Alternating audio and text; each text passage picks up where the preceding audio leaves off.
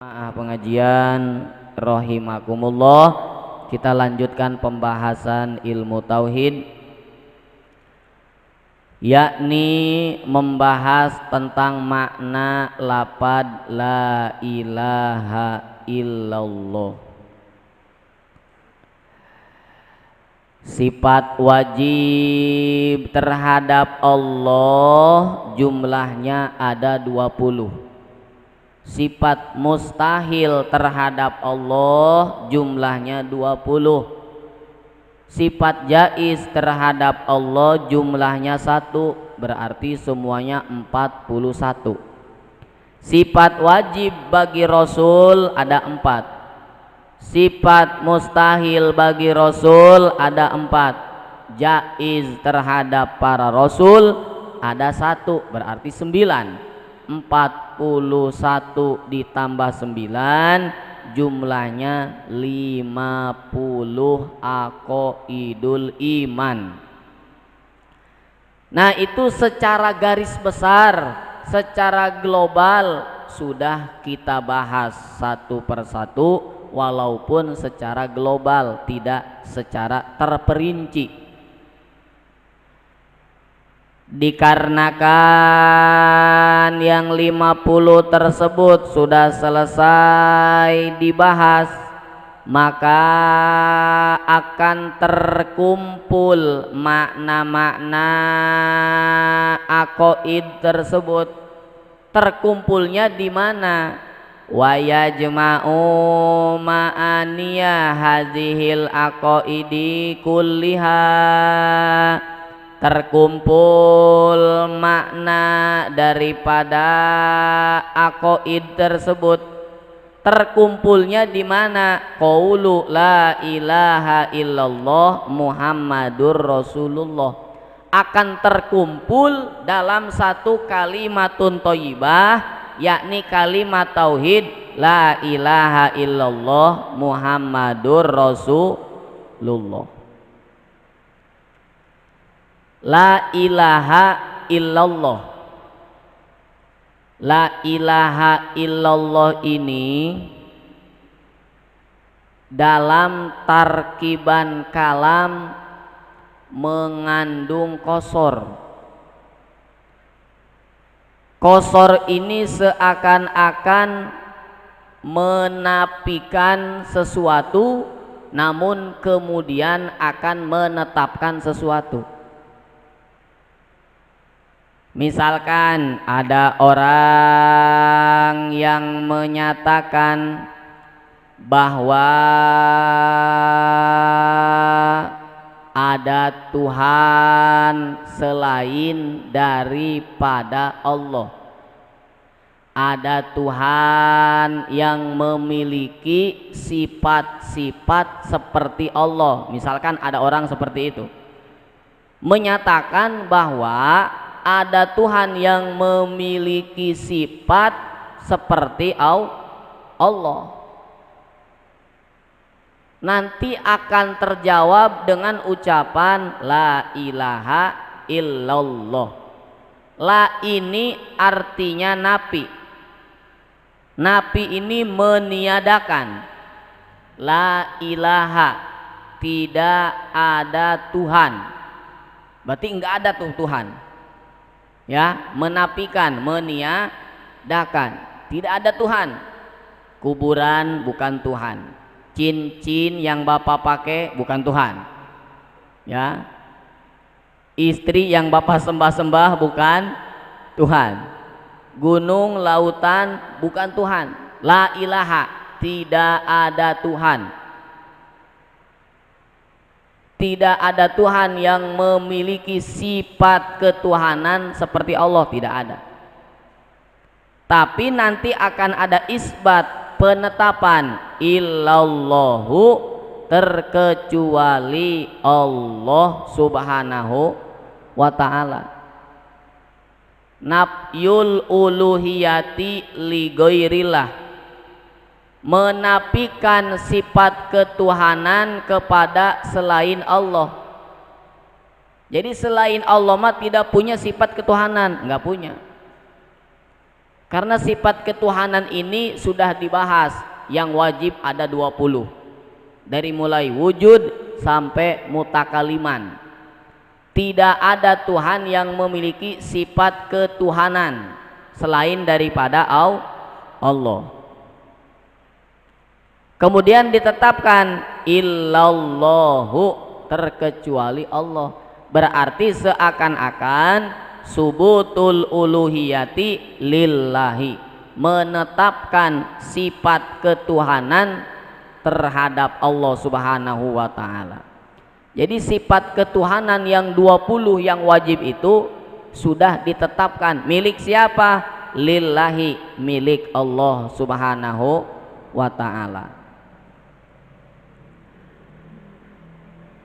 Makna daripada aqaid dikumpulkan dalam ucapan la ilaha illallah Muhammadur Rasulullah. Kenapa sih dikumpulkannya dalam ucapan la ilaha illallah Muhammadur Rasulullah? Iz maknal uluhiyati istignaul ilahi an kulli ma siwahu, karena makna sifat ketuhanan adalah istignaul ilah.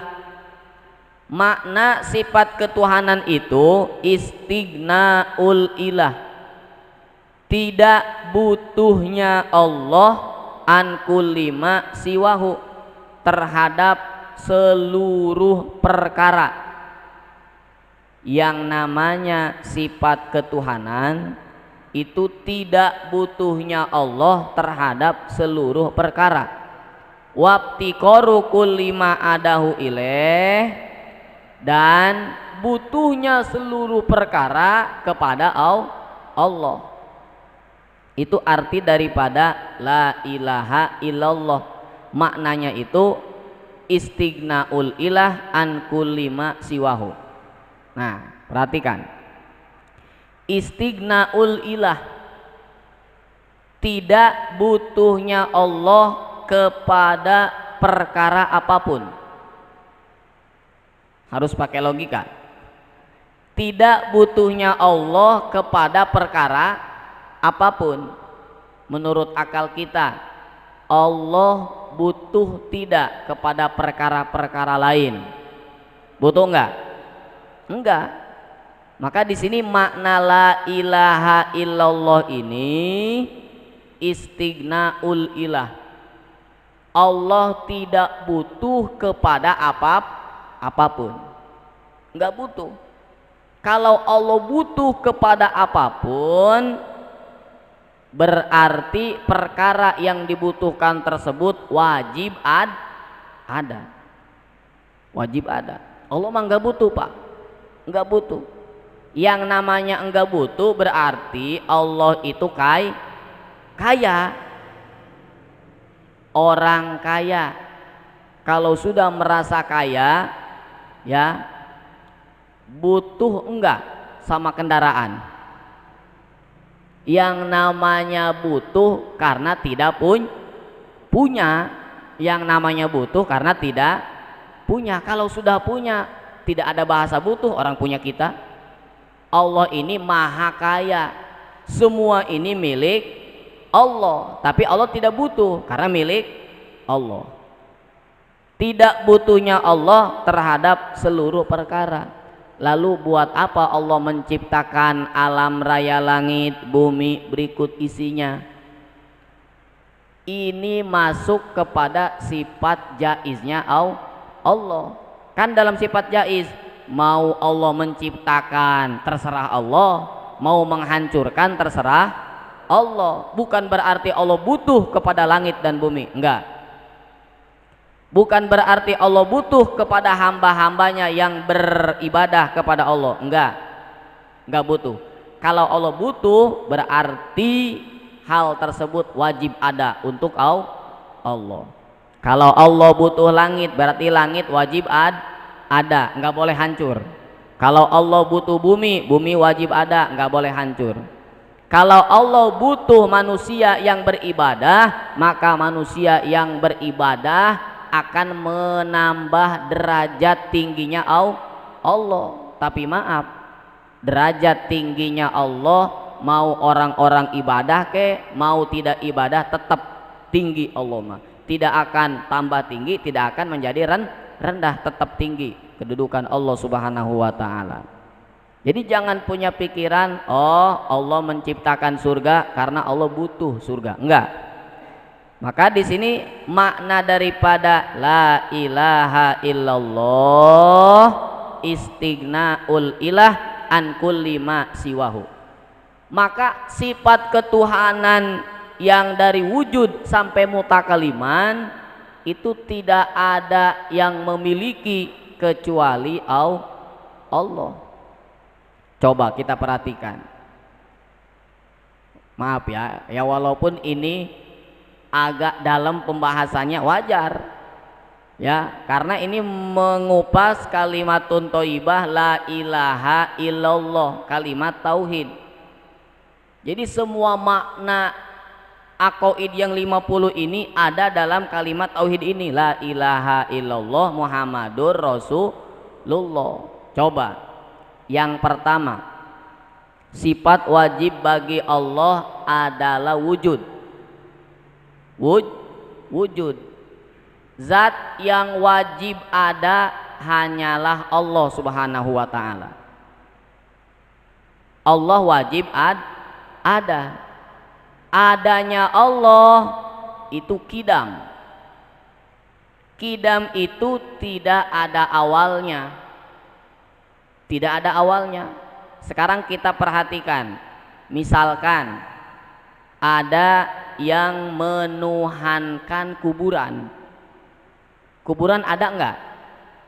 Ada. Tapi tadinya ada enggak? Enggak ada.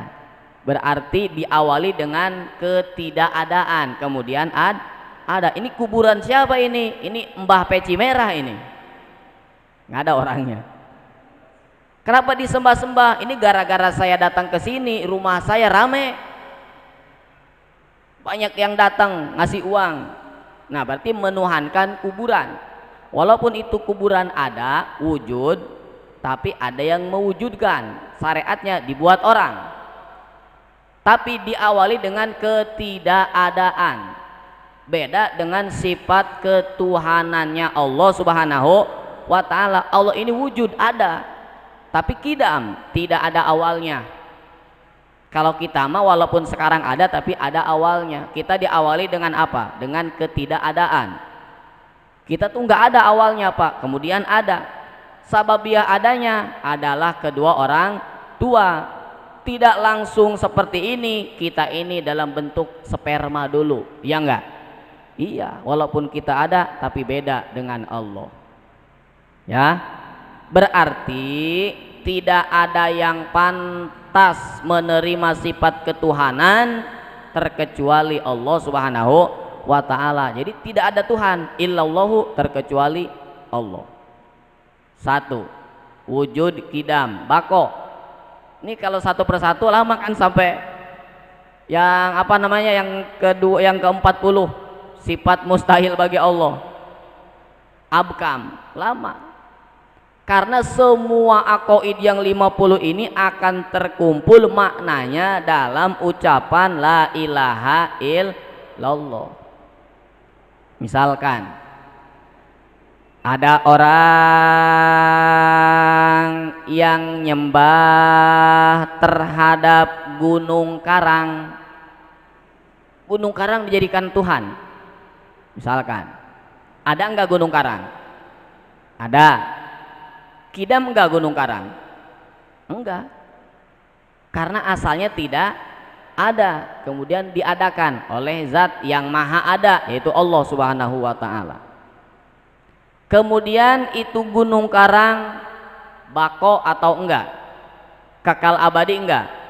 Enggak, bakalan hancur. Jangankan gunung karang, gunung-gunung yang sudah hancur sudah tidak ada. Berarti jelas itu bukan Tuhan. Yang maha bako adalah Allah. Apa sih arti bako? bako itu la ahirolahu, tidak ada akhirnya. Kalau kita ada akhirnya. Misalkan bapak menyembah manusia, ya, menyembah sesama manusia, itu manusia pasti akan ada akhirnya. Beda dengan sifat ketuhanannya Allah Subhanahu wa taala. Allah ini bako, maka la ilaha, tidak ada Tuhan yang wujud, yang kidam, yang bako dan seterusnya, illallahu, terkecuali Allah Subhanahu wa taala. Berarti kuburan bukan Tuhan, cincin yang bapak sembah bukan Tuhan, istri yang bapak puja-puja bukan Tuhan, orang-orang yang pintar yang bapak puja-puja bukan Tuhan, wali-wali Allah juga bukan Tuhan. Yang dinamakan Tuhan adalah Allah Subhanahu wa taala. Allah itu istighnaul ilah an kulli ma siwa, tidak membutuhkan apapun karena semua ini milik Allah. Wabtiqaru kulli ma adahu, nanti selanjutnya tinggal bapak sambungkan aja, ya, kidam, bako, mukhalafatun lil hawadisi. Itu tadi sudah saya kasih contoh caranya, tinggal disambungkan sendiri sampai selesai. Nah kemudian wabtiqaru kulli ma adahu ilaih, makna uluhiyah adalah Allah tidak butuh terhadap perkara apapun, tapi perkara apapun butuh terhadap Allah. Kebalikannya, Allah tidak butuh kepada perkara apapun, tapi perkara apapun butuh kepada Allah. Kita ini butuh kepada Allah perkara apapun, Pak. Nah itulah la ilaha illallah. Kenapa sih Allah tidak membutuhkan perkara apapun? Karena Allah maha kaya, Allah yang menciptakan. Kenapa sih perkara apapun butuh kepada Allah? Ya wajar, karena kita diciptakan oleh Allah, kita butuh kepada Sang Holik. Wabtiqaru kulli ma adahu, maka zat yang wajib ada adalah Allah Subhanahu wa taala, sedangkan kita sebagai makhluk tidak wajib ada. La ilaha illallah, tidak ada Tuhan yang memiliki sifat-sifat ketuhanan dari mulai wujud, kidam, bako dan seterusnya, illallahu, terkecuali Allah Subhanahu wa taala. Allah tidak butuh terhadap perkara apapun, tapi seluruh perkara apapun butuh kepada Allah Subhanahu wa taala.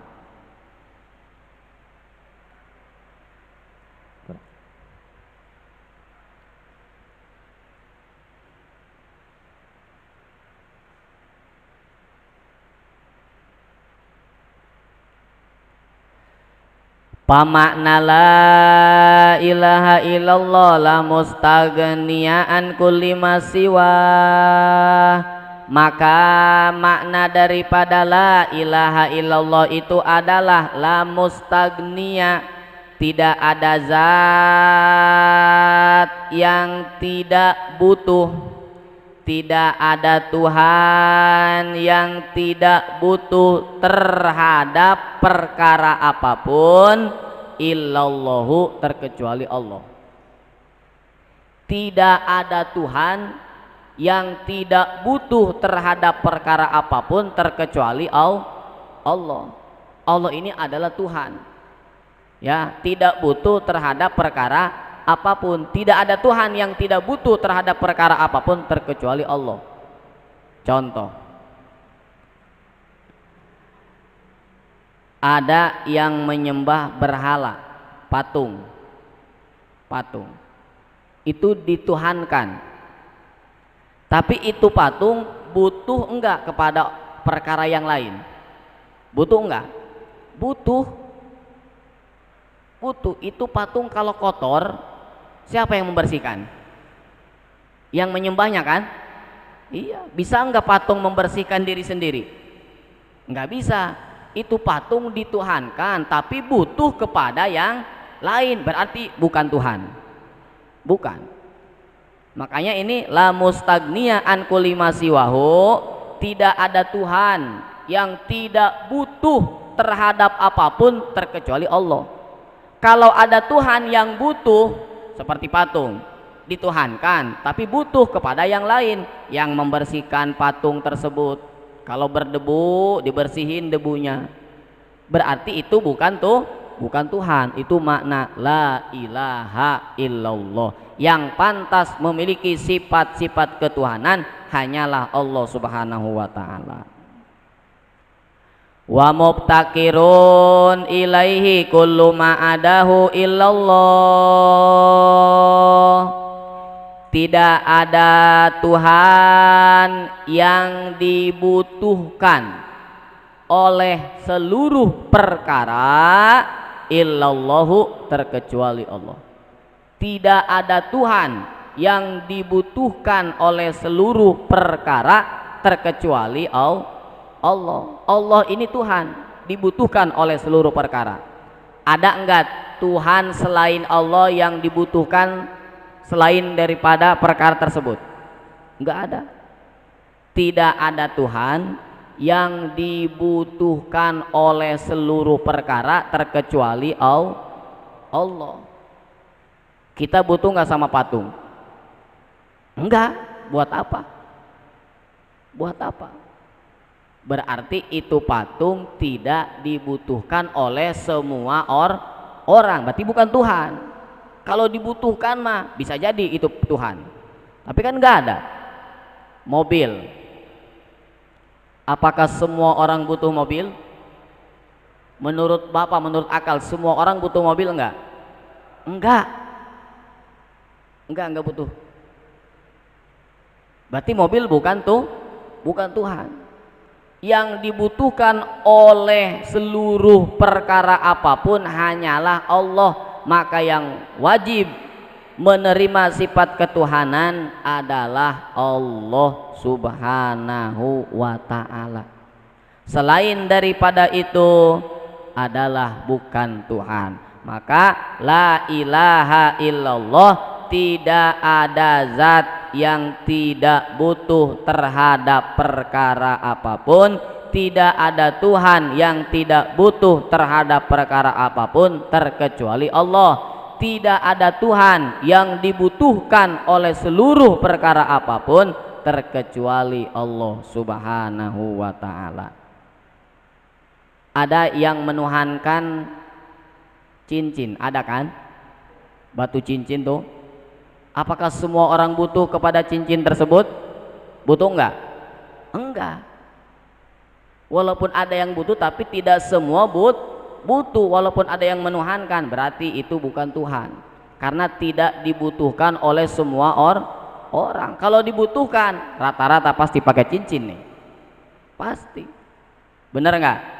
Iya, berarti jelas la ilaha illallah itu nafyul uluhiyah li ghairillah, subutul uluhiyah lillahi ta'ala. Meniadakan ketuhanan kepada selain Allah, menetapkan sifat ketuhanan kepada Allah Subhanahu wa ta'ala. Hadirin yang dimuliakan Allah Subhanahu wa ta'ala, mudah-mudahan dengan kita mengkaji kalimatun thayyibah la ilaha illallah, mudah-mudahan kita diselamatkan oleh Allah di alam kubur, diselamatkan nanti di alam akhirat. Amin ya robbal alamin. Siapa tahu Bapak meninggal dunia, dikubur, ditanya oleh malaikat munkar nakir, man robuka, siapa Tuhanmu?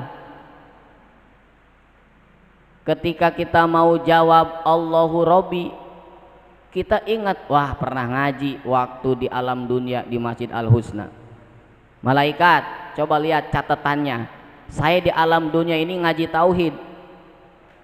Coba lihat, yang ngaji tauhid itu belajar kalimatun thayyibah la ilaha illallah. Emang malaikat nggak ngerti itu lafaz la ilaha illallah, bahwa menyatakan bahwa yang menjadi Tuhan adalah Allah Subhanahu wa ta'ala. Karena ada satu waliullah yang ngajinya ngaji tauhid terus, ilmu tauhid. Ketika meninggal dunia ditanya oleh malaikat Munkar Nakir, ya wahai orang yang telah meninggal dunia, man robbuka, siapa Tuhanmu? Itu wali Allah jawabnya apa, Pak? Malaikat, lu kagak tahu nih, gua di alam dunia guru ngaji tauhid, masa iya Tuhan saya bukan Allah, kan gitu nanti. Maka mudah-mudahan dengan kita mengkaji kalimat la ilaha illallah, mudah-mudahan kita diselamatkan oleh Allah Subhanahu wa ta'ala. Apakah ini sudah selesai pembahasan la ilaha illallah? Belum. Muhammadur Rasulullah belum ke bawah ini, baru la ilaha illallah.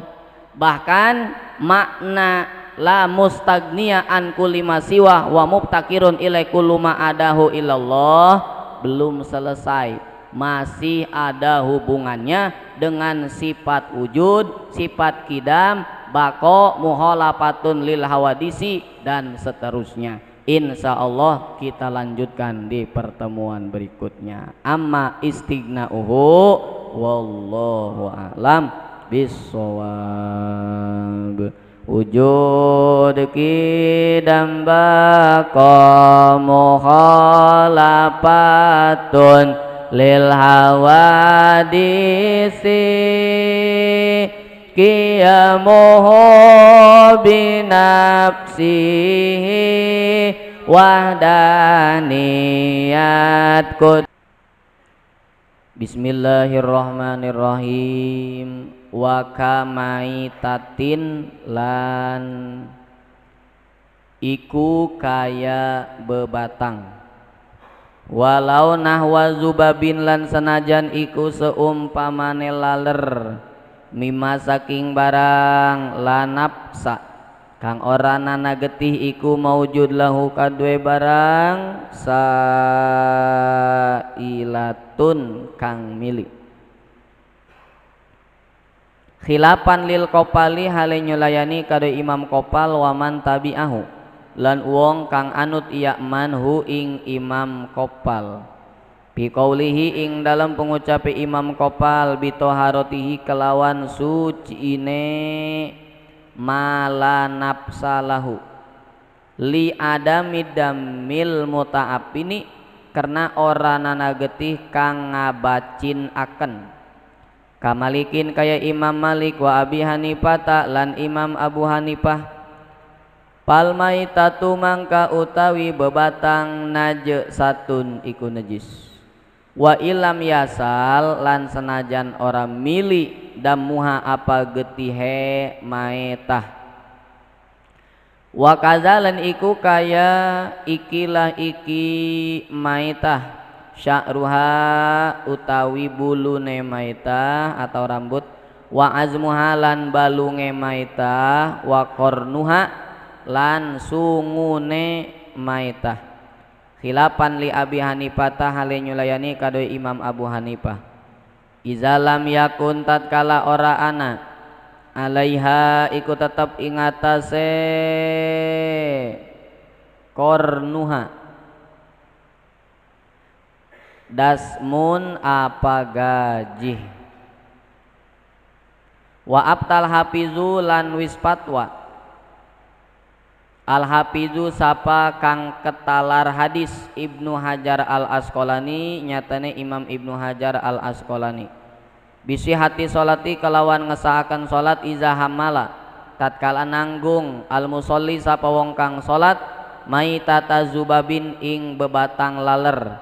In kana lamun ana iya musolli pi mahalin iku tetap ing dalam panggonan ya syuku kang abot atau kang payah al ihtirozu apa ngaraksa anhu saking zubabin, al ihtirozu apa ngaraksa anhu saking zubabin.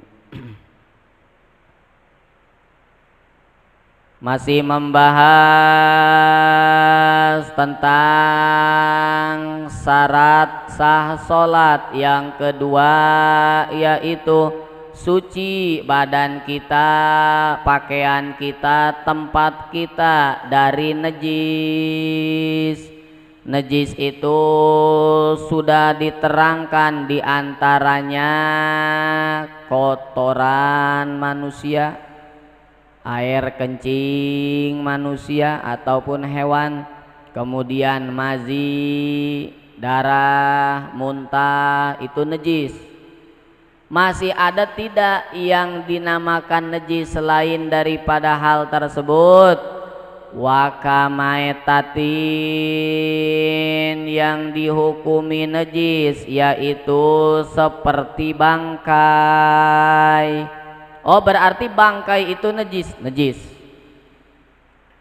Kalau kita sholat kemudian badan kita atau pakaian kita atau tempat sholat kita bawa-bawa bangkai, berarti bawa-bawa najis, maka sholatnya tidak sah.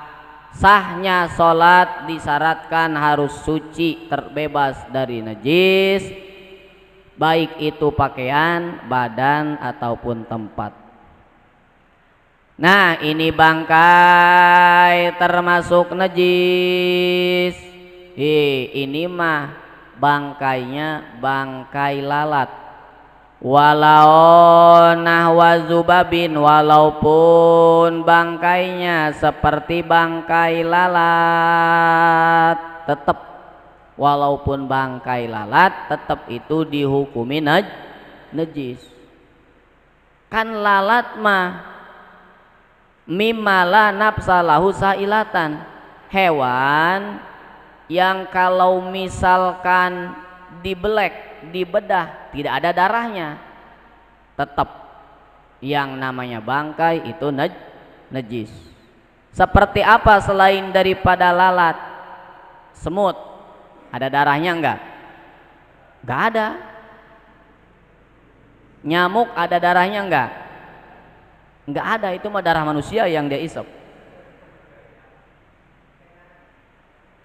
Cicak ada darahnya enggak? Enggak ada.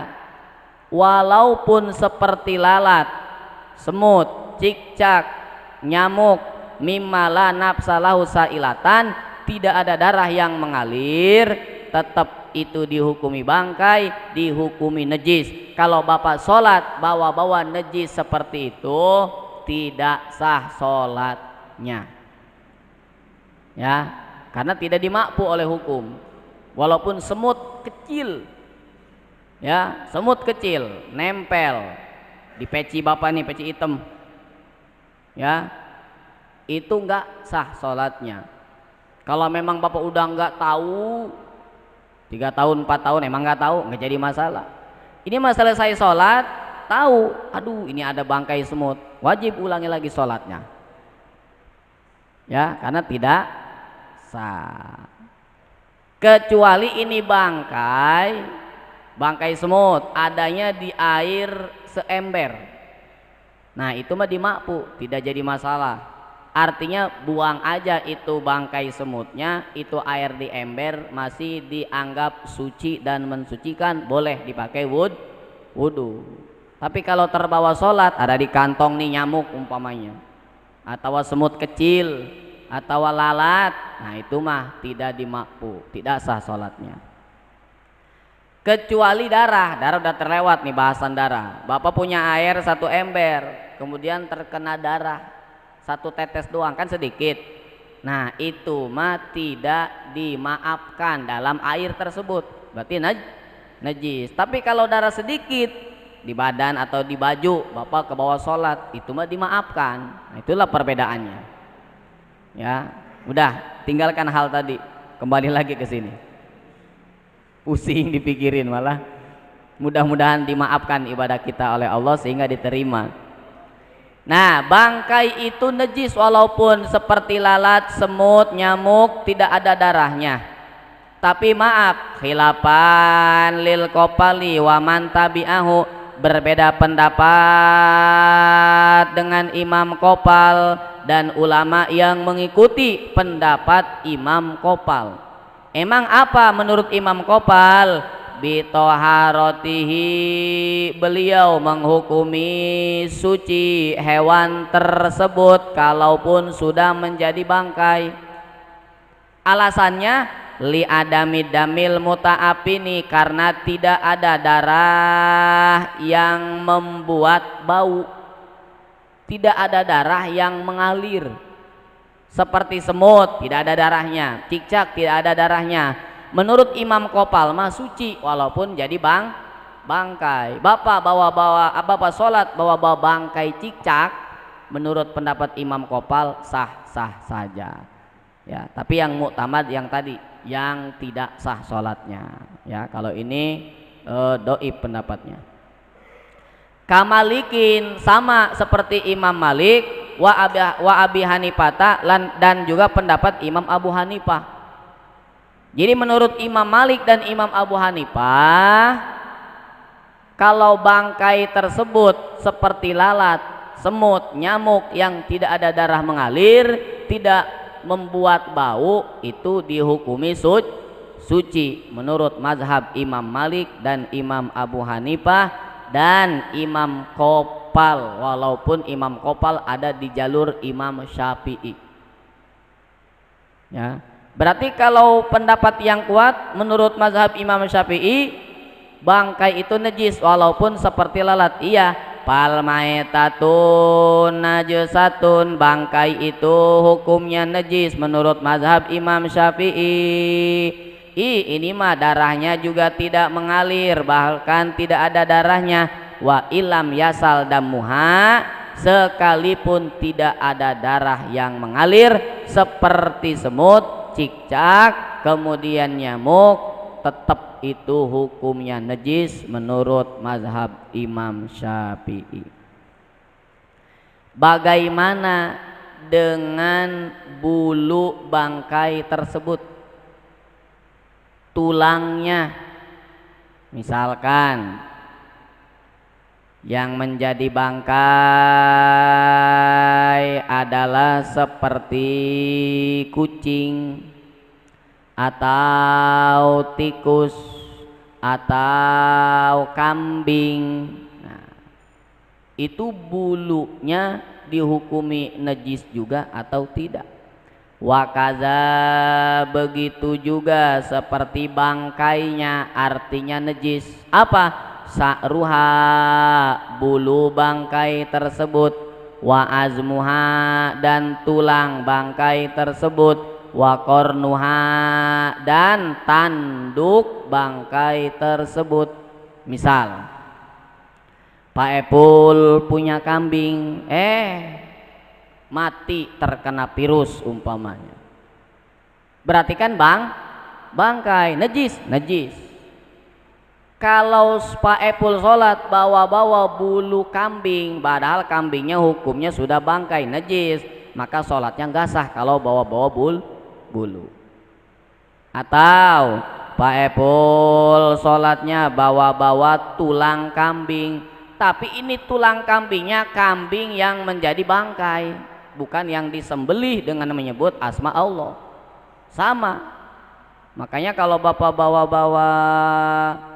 apa yang buat ngerokok itu? Ya kalau dari tulang, nah itu perhatikan tulangnya tulang apa.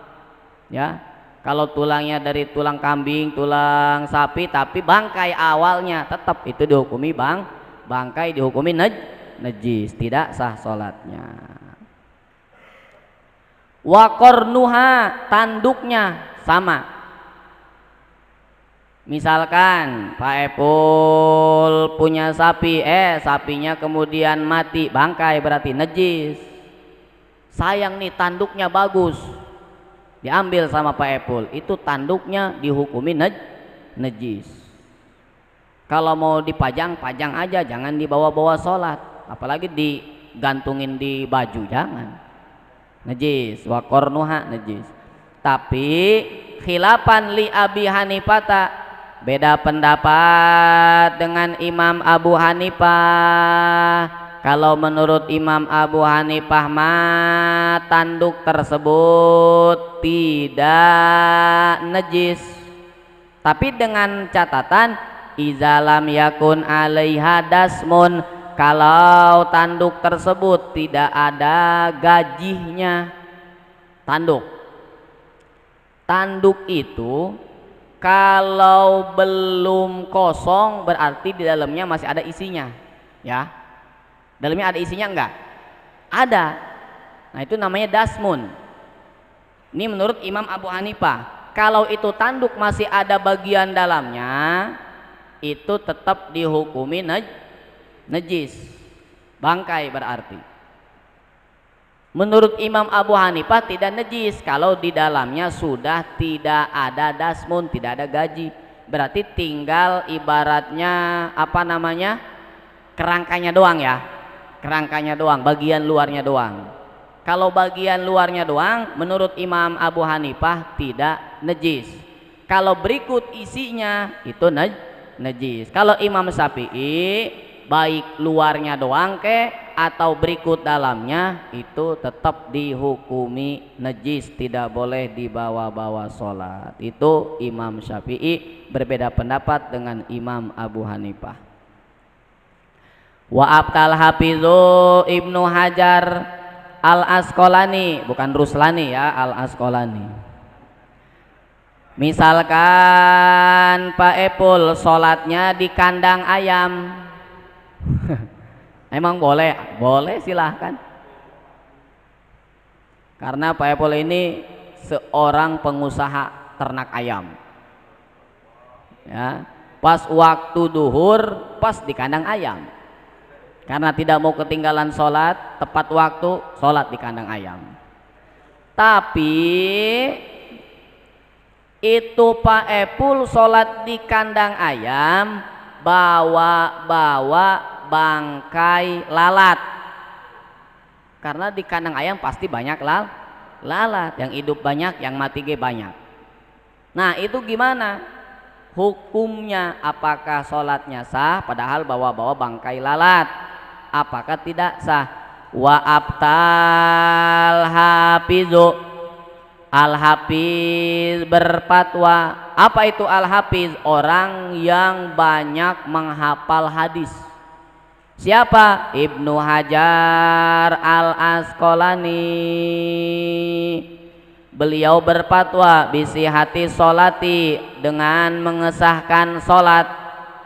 Iza hamalal musolli maitata zubabin, apabila Pak Epul sholatnya membawa bangkai lalat. Pak Epul sholatnya bawa bangkai lalat, dihukumi sah oleh Imam Ibnu Hajar Al Asqalani dengan catatan in kana fi mahalin, kalau Pak Epul berada di suatu tempat, kandang ayam misalkan, ya syukul ihtirazu anhu, yang sulit untuk menjaga diri supaya jauh dari bangkai lalat tersebut. Namanya juga di kandang ayam, mau menghindari bangkai susah, sulit. Nah berarti sah ini menurut Imam Ibnu Hajar Al Asqalani. Gimana kalau tempatnya tidak sulit untuk menjaga diri?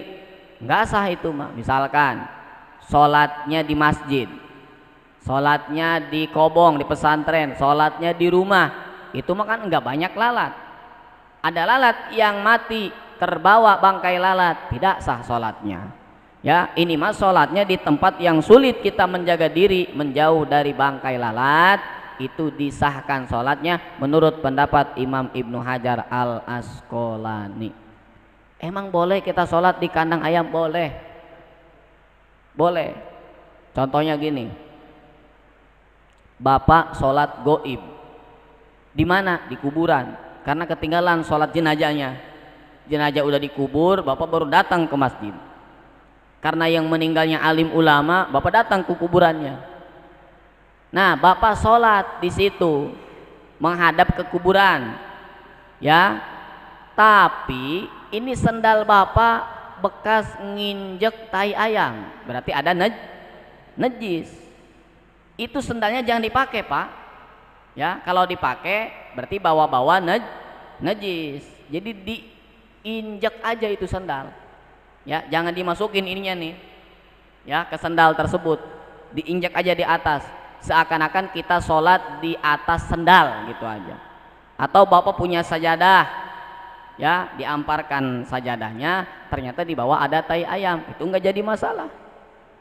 Ya, karena itu tidak dianggap dibawa-bawa tapi diinjak, itu hukum.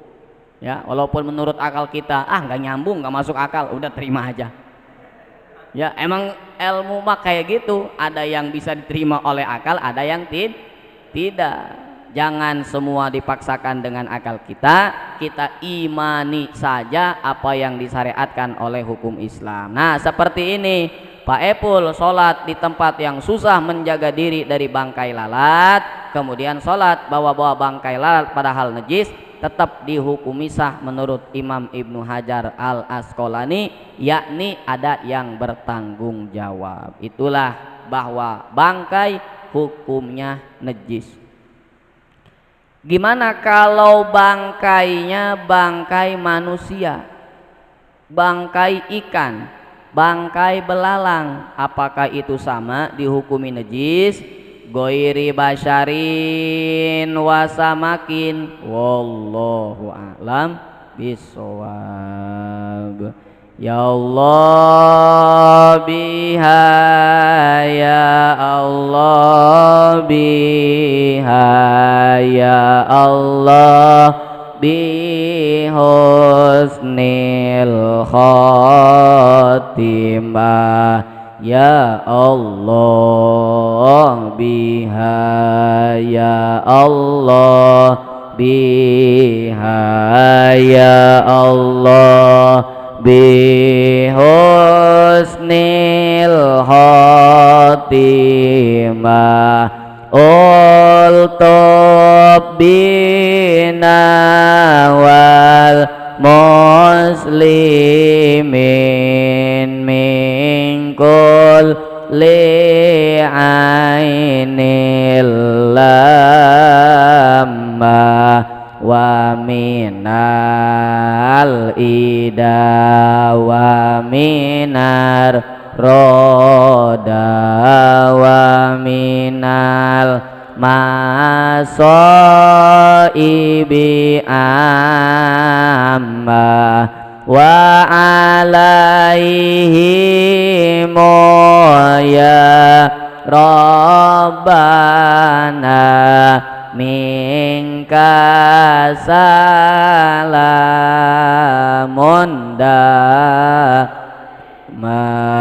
masumma salatu ladzi khasas tahu bimukallamah, ya Allah biha, ya Allah biha, ya Allah bi husnil khatimah, ya Allah biha, ya Allah biha, ya Allah bi husnil khatimah. Mohon maaf dari segala kesalahan dan kekurangan. Billahi taufik wal hidayah. Wassalamualaikum warahmatullahi wabarakatuh.